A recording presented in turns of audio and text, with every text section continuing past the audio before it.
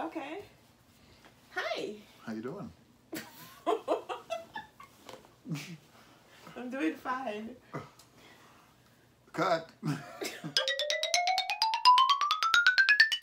Okay. Hey there, BookTube. Welcome back to my channel. This is a special guest today. I've never had a guest on my channel before, but this guy, who we're gonna call his name later. But the title of this video will tell you who this guy is. Meet my boyfriend. That's what we're calling him for right now. Mr. Brown. Hello, Mr. Brown, and welcome to the Run Right Reads BookTube channel. Thank you very much. Glad to be here. He said he's glad to be here. Glad to be here. Absolutely. We are even more glad to have you. Yes. Thank you. So the fans, they want to meet you. They've been asking about you. No, you guys haven't asked about him because you didn't know that he exists. If you follow my Instagram, I've been talking about him for a while. Oh. On my Instagram, I showed pictures of this guy. Yeah, this guy. So no, he's not just my boyfriend, he's my fiance. Yes. Mr. Brown. Yes. Welcome to the Run Right Reads BookTube channel, Mr. Brown. I'm honored to be here. Honored to spend a few minutes with you. A few minutes? We want more than a few minutes. We want to know more about you. Little old me? Yeah. Well, Okay. you're not little, you're not old. Okay. He's not little. He's not old. Right.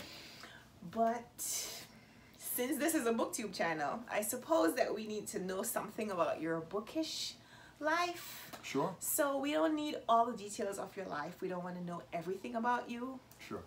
We, the collective we here, don't want to know everything about you. I want to know everything about you. But Sure. 5 questions that we're going to ask you so that we feel like we know you a little bit better. So, are you a reader? I am. That's a bonus question. That's not the question. That's not question number one. That counts as one. That's a pre-question. I think that counts as one, but okay. Okay, fine. So you're a reader. We know that much. He has bookshelves. Books, bookshelves. Bookshelves with books on them. Books that he's actually read, not just books that he has. Yes. Because they look pretty. So,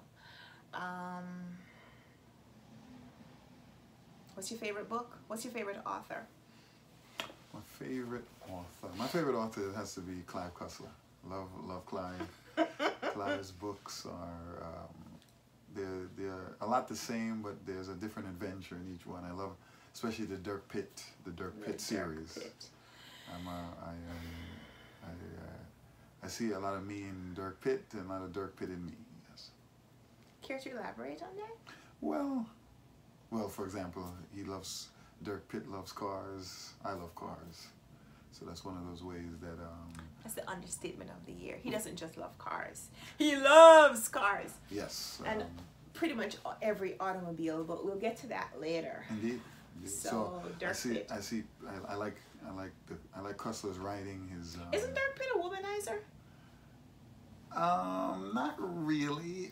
Maybe early on, but later on he became very much settled down. He's very much Is Dirk Pitt married? He's not. But Does Dirk Pitt have a fiance? He may have at one point in his Did story. Dirk Pitt break up with his fiance? No, he goes out.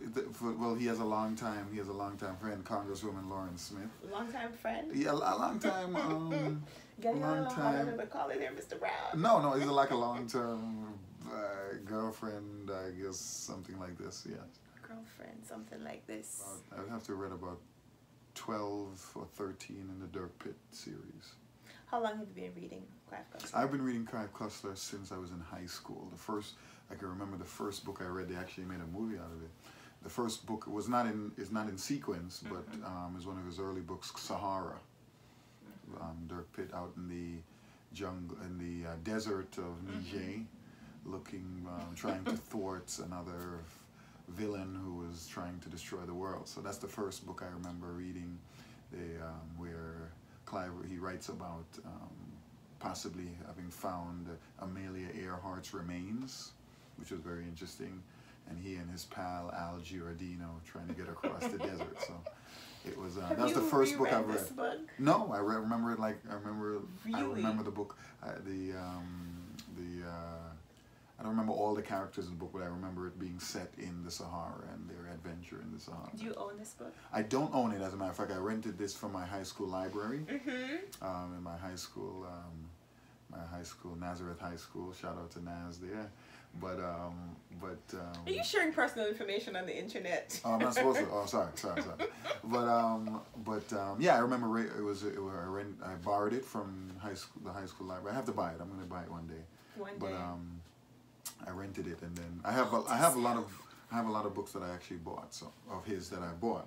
How but many that of one I Clive don't. Cussler's books do you own? I think I own probably 13, somewhere between 10 and 12. Really? Yes, hardcover and softcover, all from the Dirk Pitt line. Actually, no, we just bought one. We just bought one right there. I just bought one right there from. Yes, from we just bought one. It's yes, right here. It's right here. There you go. There's old Clive. There's old Clive. Jack Mass the Bro. Market. I haven't checked this out yet. I feel kind of some sort of allegiance to Clive's to Dirk. So just in case people don't know the difference, so Clive Cussler writes different series. Well, yeah, he has different that follow different characters. Different characters, different periods of time. Okay. And so on. So So the Dirk Pitt novels are set in what time? They're modern. I would say maybe the early ones start in the 80s, and then and then through the 90s into the early 2000s. And so what would be the difference in the time period of this other book? I'm not sure. I think I haven't read it yet, but I'd say the 19th century or so. 19th century novel. Oh, okay. Yeah. Okay. Cool.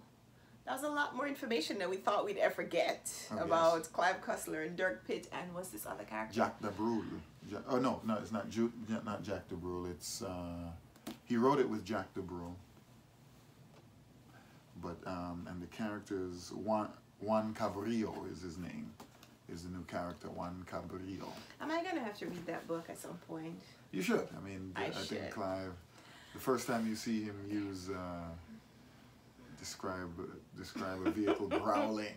I always get excited when he describes their vehicles as humans or alive. So, question for you. Okay. If I am not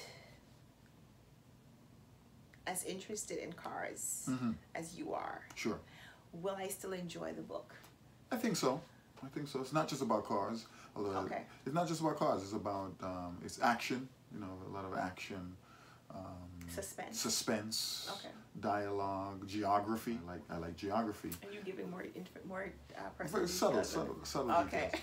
And it's very geographically interesting. They go to some very geographically interesting. Like they had a book in Severnaya Zemlya, which is some land up north of in the Arctic Sea. So so you know, places on Earth that that are not as well known. So he studies them and works and weaves them into his book, like the Sahara Desert, you know, in the middle of Sahara. And so, you know, it's very, very interesting, the geographic locales of where some of the stories are set. Okay. So I think I might read a Clive Cussler. Why not? Which one? It's a good book. Where do you recommend that I start? Give me a recommendation. Give all of us recommendations. I'll tell you, one of my favorites, it's one of his older works, I think. Sahara is good. One of my favorites because it really surrounds another one of my reasons why I like Clive Cussler and it's something I've always been interested in, is Raise the Titanic. That's the number one of his books. Excellent book.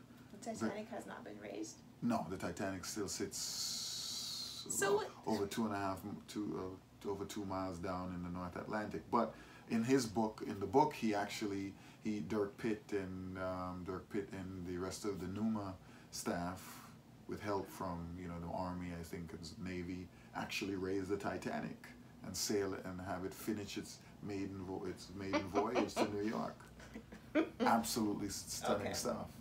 That does sound very intriguing. Very intriguing, Okay. There's a scene where they describe the Titanic sailing into New York Harbor, and people and its impact on people, that this ship, which finishing its voyage that had ended so 80 something years it had taken, but it had finally reached New York Harbor. So that's a fascinating.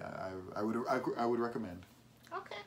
What's the title? Raise the Titanic. Raise the Titanic. By Clive Cussler, a Dirk Pitt novel. So I think we might make that our first book for the book club in 2019. Nice, nice. Maybe you read it with us again. I recommend. Highly recommend. Okay, all right. Future plans. Future plans. We talked a lot about Clive Cussler, your favorite book. How about maybe a book that you read this year that was your least favorite, and why? Should I reveal? You should definitely reveal it. People will want to know this. There are probably a lot of people who will watch this video who will agree with you. Well, you recommended the book The Vegetarian to me. I forget the author's name. So, Hancock's The Vegetarian. It won the Man Booker International Prize in 2014, 2015, 2000 and something. Right. I read it through. I stayed with it. You did read it through, which I have to give you credit for, because the first time I read it, 2015. Right. I started to read it and I didn't finish. Oh. I returned it to the library, and then I said, you know, I really need to read that book. And I went back and I read it. I started all over, which you know that I've done several times, because that's just how some of these books are. Sure. But eventually I liked it. I appreciated it.